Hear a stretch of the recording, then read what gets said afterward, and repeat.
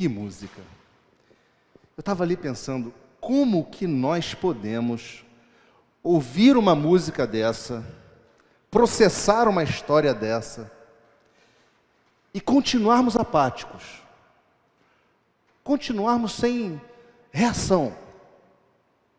A palavra do reverendo Cid hoje pela manhã foi extremamente instigante, me tirou da zona do conforto. Ele falou de uma igreja ou de um choque de realidade, onde a igreja simplesmente está apática. A igreja que não tem relevância num tempo chamado século 21. Igrejas vazias, pessoas sem compromisso. E aprove a Deus colocar uma sequência de meditação, seguindo a meditação do reverendo Cid, que é essa que eu quero trazer hoje de noite, e que creio eu ser a resposta de Jesus para a pergunta da manhã. A pergunta a respeito do seu e do meu engajamento nesse projeto que é o projeto do alto, o projeto do Senhor Jesus Cristo. E eu queria então falar com vocês esta noite sobre o texto de Mateus, logo depois das bem-aventuranças. Mateus capítulo 5, versos 13 a 16. Texto muito, muito conhecido. Mateus 5, 13 a 16. Vamos, se você puder abrir aí, eu vou ler aqui. Diz assim a palavra de Deus, Evangelho de Mateus 5, 13 a 16. Vós sois o sal da terra.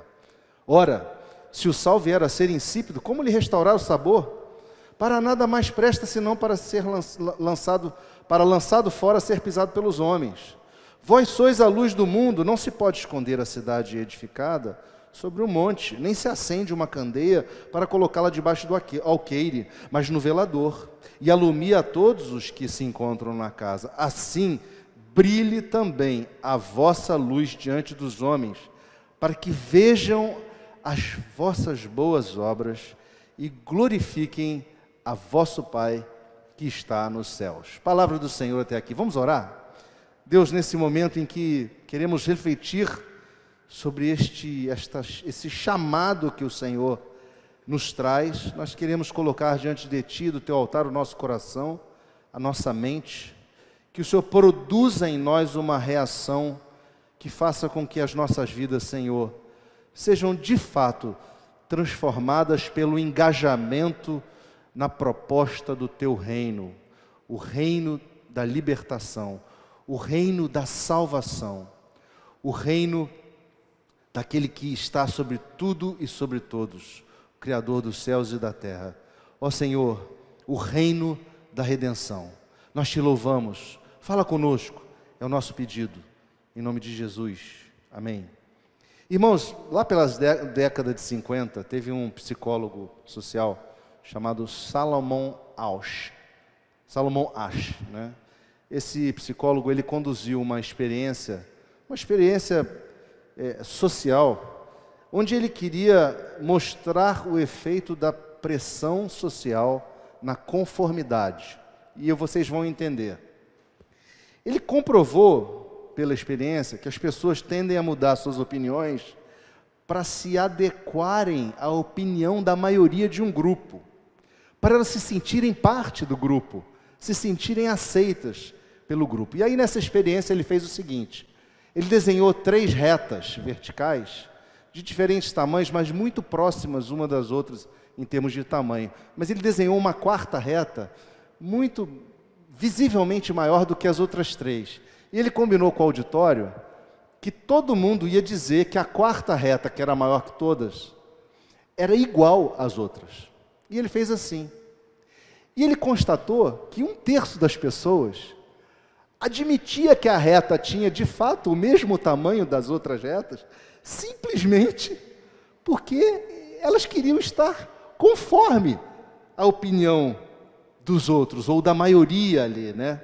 Então, a conformidade social é essa mudança nas crenças e nos comportamentos a partir da influência externa, social, né? De modo que aquela pessoa se acomode com a visão daquele grupo. E essa mudança, ela ocorre como resposta exatamente a uma pressão, seja ela real ou imaginária, mas ela é resultado de uma pressão, é o desejo de você concordar com a posição da maioria, né, que surge da vontade de se sentir aceito, ou de ter a correta interpretação da realidade, ou simplesmente de se conformar com um papel social que todo mundo diz que tem que ser aquele ali. Então, de uma forma muito simples, conformidade é ceder à pressão do grupo. Seja como for, quando olhamos para esse texto de Mateus, onde somos chamados para ser sal da terra e luz do mundo, necessariamente a gente vai ter que vencer o desafio da não conformidade. E eu queria então propor o seguinte tema: seguir a Jesus, o desafio da não conformidade. Jesus tinha acabado de ensinar aquelas multidões, né, o segredo da felicidade na questão das bem-aventuranças. E pelas bem-aventuranças, ele queria estabelecer um pano de fundo, onde ele comparava os valores dos seus seguidores com os valores dos seguidores da sociedade vigente, daquela época. E não é novidade, meus irmãos, que o comportamento e a proposta de vida daquela sociedade, bem como da nossa sociedade hoje, por conta da queda e do pecado, elas não se adequam, eles se contrastam com as propostas e os valores colocados pelo próprio Cristo. E é nesse contexto que Jesus faz uso de duas figuras muito simples, muito conhecidas dos judeus: o sal e a luz. O sal como aquele item preservador e definidor do sabor. A luz como aquele elemento fundamental na iluminação das casas ou dos caminhos nas peregrinações. Apenas para contextualizar, a gente tem que lembrar que o sal sempre foi um elemento muito importante para a humanidade, na sua função de preservador de alimentos. Antigamente, a única forma de você manter ou preservar uma comida, uma carne, era envolvê-la totalmente de sal. E ao longo da história, o sal ganhou então uma importância tal, um valor tal na antiguidade, que, por exemplo, os soldados romanos eram pagos com sacos de sal. E é daí que vem a palavra salário. Ou seja, o sal tinha de fato uma grande importância, e no contexto judaico ele tinha também uma importância do próprio ritual judaico. É uma presença religiosa. O sal era algo que estava ali presente com o judeu. Lá no livro dos Levíticos, né, no Pentateuco, Moisés instruía aquele povo dizendo assim, lá no capítulo 2, verso 13, toda oferta dos teus manjares temperarás com sal. A tua oferta de manjares não deixará faltar o sal da aliança do teu Deus. Em todas as tuas ofertas aplicarás o sal. Então o sal fazia parte mesmo ali daquela relação religiosa, daquela relação de aliança religiosa que os judeus tinham com Deus Javé. O sal era até usado como símbolo da confirmação da aliança entre pessoas no reino antigo, no Oriente Antigo. E quando Jesus nos diz assim, vós sois o sal da terra, Ele nos está dando um senso e propósito de missão. É importante considerar que essa palavra de Jesus, Ele não fala olha, vocês foram o sal da terra, ou vocês serão o sal da terra. Ele está dizendo no presente. E Ele está dizendo, vocês são o sal da terra, como uma chamada à ação no hoje, que se aplica apenas àqueles que o seguem. É uma declaração direta, que vai colocar o contraste entre os seus seguidores e os seguidores de outros líderes. Os seus seguidores que não cedem à pressão da sociedade ou do grupo. É o contraste, por exemplo, entre a preservação e a pureza com a perdição e a impureza de uma sociedade. Ser sal da terra significa ser sal de toda a terra, de todo mundo. Como o próprio verso adiante diz, luz do mundo. O cristão, então, é essa pessoa que precisa ser diferenciada. Uma pessoa que consegue gerar impacto no mundo ao seu redor. O grande reformador João Calvino disse que a função do cristão é ser temperado com o sal da doutrina de Cristo. Nós trazemos, irmãos, o sabor do sal por sermos de Cristo. Obviamente, sem Cristo, então, nós somos sem sabor e nós somos sem sal. Nós somos insípidos. Um sal sem sabor que não presta para nada. Percebam o contraste, sabor e preservação versus falta de sabor e putrefação. A imagem é um pouco dura, irmãos, mas a nossa missão é salgar a família, é salgar a comunidade, é salgar a cidade, é salgar a cultura, é salgar a política. Mas nós precisamos encontrar uma dosagem certa, porque afinal de contas, muito sal estraga o paladar. Muito sal faz da gente intragável, gente desagradável. O grande comentarista bíblico Donald Carson diz que os discípulos de Jesus têm de agir no mundo como conservantes por se conformarem às normas do reino de Deus, não às normas do mundo. Tornar-se insípido no texto tem o sentido de tornar-se tolo. Os discípulos que perdem seu sabor estão fazendo de si pessoas tolas. Mas como que o sal pode perder sabor? Diluindo-se, misturando-se? Seguramente não. Se você imaginar uma solução salina, onde tem sal e algum líquido, né? Esse líquido, por mais que você adicione líquido, ele sempre será salino em alguma medida. É curioso que tem uma história de um professor do século XVII, professor de Oxford, que fez uma viagem exploratória naquela região da Síria, entre Síria e Jerusalém, um vale chamado Vale do Sal, que fica lá na cidade de Alepo, na Síria, né, num caminho que tem uma rota para Jerusalém, e ele identificou naquele vale um pequeno precipício, um precipício que era formado assim por duas rochas próximas, mas assim, de uma largura de 3 metros. E ele depois descobriu que esse precipício estava ali por causa da constante retirada de sal daquela montanha de sal. Era um vale de sal, um vale onde as montanhas eram montanhas de sal. E aí ele foi então retirar um pedaço da parte dessa rocha, que chamava rocha de sal, dessa formação rochosa. Exatamente de uma área que estava sempre exposta à chuva, ao sol, ao vento. E para a sua surpresa, ele percebeu que aquele pedaço de pedra, de sal, ainda que fosse sal, tinha perdido o sabor. E somente a parte mais profunda da rocha, ele teve que cavucar, aquela parte que estava mais lá no fundo, é que mantinha efetivamente o seu sabor. Meus irmãos, da mesma forma, na região, havia um outro tipo de sal, um sal de origem betuminosa, que servia somente para ser colocado no chão do templo, para as pessoas não escorregarem quando o chão ficava liso, por conta de chuva. Ou seja, era um sal que só servia para ser pisado.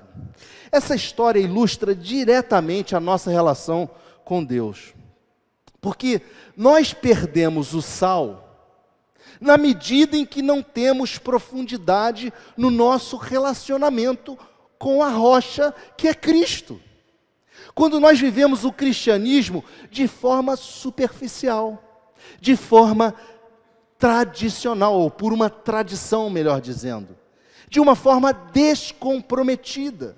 E assim, levamos o cristianismo ao patamar da irrelevância, que foi exatamente a crítica ou o choque de realidade que o reverendo Cid trouxe nessa manhã. Portanto, meus irmãos, os desafios lá fora são reais. Em primeiro lugar, por um lado, nós somos sim pressionados pela conformidade normativa. tomar a forma da sociedade. Em segundo lugar, nós também, por outro lado, somos empurrados por uma religiosidade rasa, marcada por um estilo de vida sem contemplação, sem meditação na palavra de Deus. Nós temos que procurar manter a nossa salinidade. Nós temos que lutar por uma relação mais profunda com a rocha que é Cristo. Nós temos que buscar prestar um culto que seja um culto que faça sentido, um culto da nossa vida, que tenha sentido, como Paulo escreveu aos Romanos, quando diz que não deveríamos nos conformar com este século. Mas a palavra de Jesus não é só vós sois o sal da terra, ele também fala vós sois a luz do mundo. E primeiramente eu queria apresentar aqui o significado da luz no contexto judaico, pois o Evangelho de Mateus foi escrito para os judeus. E a palavra luz, ela tinha uma enorme abrangência no contexto judaico. Primeiro porque ela é usada em 3 esferas da vida do judeu. A esfera da cosmologia, onde o judeu cria que, no princípio, Deus criou todas as coisas e disse, haja luz e houve luz. Lá em Gênesis você encontra isso. Também a ideia de que a luz é a salvação. O Senhor é a minha luz e a minha salvação. De quem terei medo? No Salmo 27:1. Mas também a ideia da ética judaica, indicando que a luz estava atrelado à sabedoria da lei de Deus.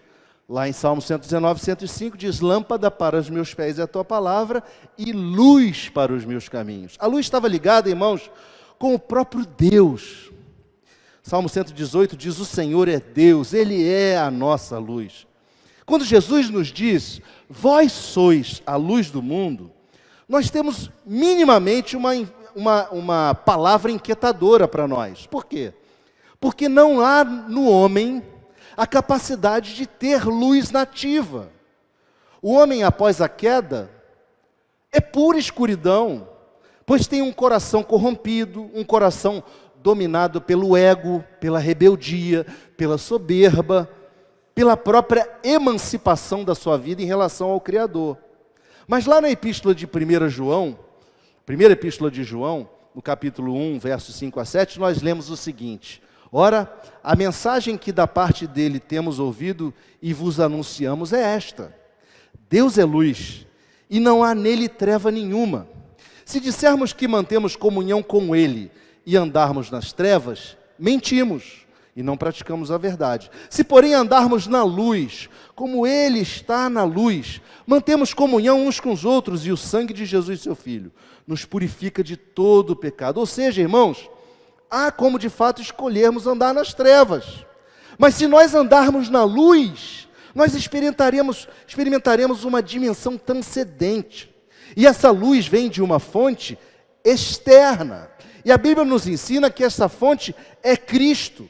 E Ele mesmo se identificou assim, lá no Evangelho de João, no capítulo 8, verso 12, quando Ele diz, eu sou a luz do mundo. Quem me segue não andará nas trevas, pelo contrário, terá a luz da vida. Meus irmãos, Cristo é a luz que ilumina. E nós somos a luz refletida de Cristo. Nós não temos luz própria, mas nós somos como a lua. Cristo é o sol e nós a lua reflete a luz do sol. Não há, meus irmãos, como brilharmos sem que estejamos em Cristo. É importante percebermos que a amplitude de alcance da luz, que é vista por todos os homens, ela possui uma gradação. Primeiro o sol deve ser visto por todos. Depois a luz de uma cidade deve ser vista por toda a vizinhança. E por fim, a lamparina deve ser vista pela família. Jesus trata o tema do geral para o particular. A nossa luz, meus irmãos, ela deve brilhar, impactando todas as áreas da nossa vida com a verdade libertadora de Cristo. O próprio evangelista João diz que, lá no capítulo 3, que o julgamento é este. A luz veio ao mundo e os homens amaram mais as trevas do que a luz, porque as suas obras eram más, pois todo aquele que pratica o mal aborrece a luz, e não se chega para a luz, a fim de não serem arguídas as suas obras. Quem pratica a verdade, aproxima-se da luz, a fim de que as suas obras sejam manifestas, porque feitas em Deus. Um grupo de comentaristas bíblicos, chamados Jameson Fawcett Brown, ele nos apresenta um ponto bem interessante. Olha só que sacada. O sal, ele opera internamente, diretamente em toda a massa com a qual ele entra em contato, dando-lhe sabor. Já o sol opera externamente, irradiando sobre tudo o que alcança. Ou seja, os cristãos são o sal da terra, em referência à massa da humanidade, com a qual ele é chamado a se misturar. Mas é também chamado de luz do mundo, em referência à vastidão da superfície da terra, que precisa experimentar do reflexo da luz de Cristo, aquela irradiação frutificante, aquela irradiação que vem de Cristo e que traz salvação, que traz alegria, que traz libertação. É curioso, meus irmãos, porque Cristo nunca se disse ser sal. Ele sim se identificou como luz. Ele disse: eu sou a luz do mundo. Mas nós somos o sal da terra, e é o sal que é misturado. A sua e a minha missão é de nos misturarmos na massa da humanidade como sal. A igreja precisa entender que precisa se misturar à massa, porém, guardando-se incontaminada do mundo. Nós precisamos brilhar como luz, refletindo a luz de Cristo. A igreja tem que iluminar as trevas com a sua ação contundente, de modo que as suas obras da luz, sejam manifestas. O comentarista Hendrickson, ele diz que coletivamente nós somos a luz, e individualmente nós somos luzeiros.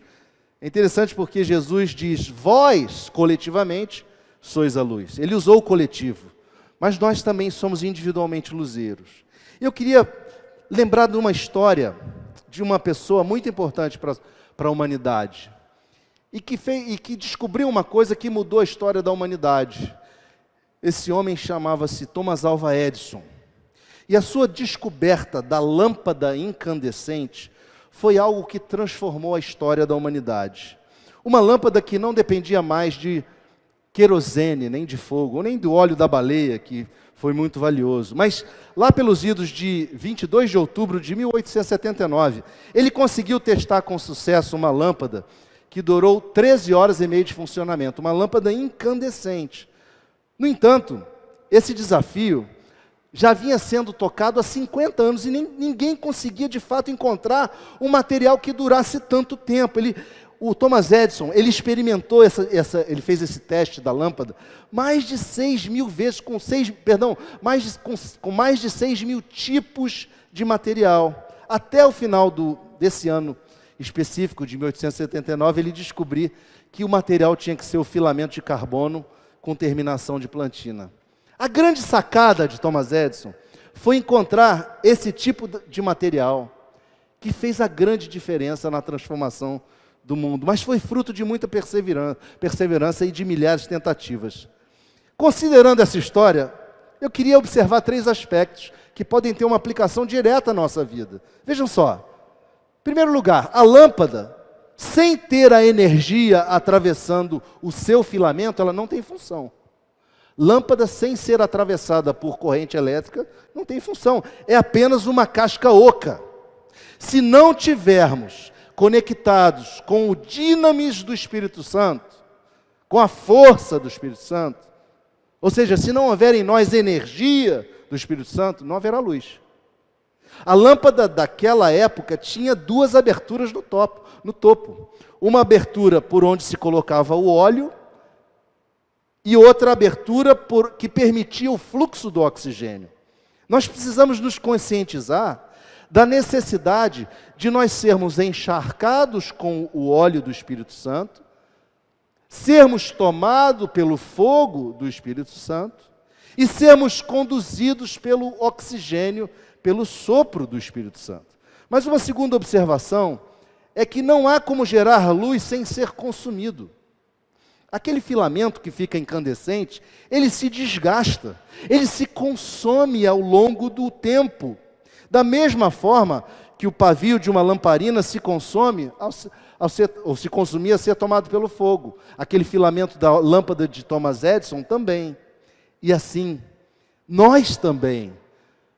Somente quando nós somos consumidos é que nós de fato produzimos a luz. Não tem como produzirmos luz sem ser consumidos. Para brilhar, nós temos que entrar de corpo inteiro, não dá para ser pela metade. Não é possível nós realizarmos as obras da luz sem que sejamos completamente consumidos pelo poder do Espírito Santo. Talvez o melhor exemplo disso seja a vida daqueles mártires do primeiro século, que literalmente entregaram suas vidas para fisicamente iluminar as ruas e os estádios por causa de sua profissão de fé.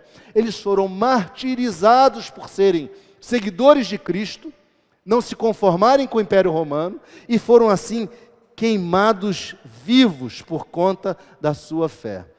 E em terceiro e último exemplo, nós somos lamparinas. E uma lamparina ou lâmpada, ela tem um alcance limitado. Por mais forte que seja a luz, essa luz se dissipa no espaço. Vai dizer que você nunca esteve num lugar escuro, onde você acende uma lanterna, e você vê que a lanterna tem um alcance, ou mesmo uma vela, ela tem um alcance. Se você não caminhar com aquela vela, ela não vai iluminar o próximo passo, ela não vai iluminar a próxima área onde você precisa chegar. Então, há necessidade de nós irmos com essa luz adiante, para que o próximo ambiente seja iluminado. Não é assim quando a gente, então, chega no escuro total? A luz precisa ser carregada, meus irmãos, para iluminar o caminho continuamente. A luz do Evangelho precisa avançar. Ela não pode ficar confinada entre quatro paredes. Não existe luz do Evangelho útil aqui dentro. É fora daqui. Esse lugar é um lugar de adoração, claro. Nós trazemos a luz do Evangelho conosco, ela brilha aqui, mas não tem propósito ela brilhar somente aqui, ela tem que brilhar fora daqui. E a expressão, quando diz essa luz do mundo, a palavra usada é cosmos, ou seja, é uma luz para todo mundo, para todo lugar. Os seguidores de Cristo devem ser visíveis e radiantes em todos os lugares. Eles têm que estar na luz para poderem enviar a luz. Se não estivermos na luz, nossa luz não brilhará. O texto de Paulo aos Coríntios diz assim, porque lá na segunda carta dele, capítulo 4, porque Deus que disse, das trevas resplandecerá a luz, Ele mesmo resplandeceu em nosso coração para a iluminação do conhecimento da glória de Deus na face de Cristo. Meus irmãos, os nossos rostos precisam resplandecer a face de Cristo. A nossa vida precisa resplandecer a vida de Cristo. Portanto, quando você e eu brilharmos, nós brilharemos, mas a glória não será nossa, a glória será de Cristo. Quando nós nos gastarmos pelo Evangelho, o louvor não será nosso, o louvor será de Cristo. Quando nós nos enchermos do poder para realizar as obras de Deus, a graça e o louvor também não será nosso. E o poder também não virá de nós. O poder vem do alto, o poder vem de Cristo. Então eu queria encerrar dizendo a você o seguinte, que em 2023 nós possamos ter minimamente dois objetivos espirituais: salgar e brilhar. Salgar e brilhar. E que Deus nos ajude, porque essa tarefa não é fácil. Essa tarefa vai requerer de nós a não conformidade. Que Deus nos ajude. Amém?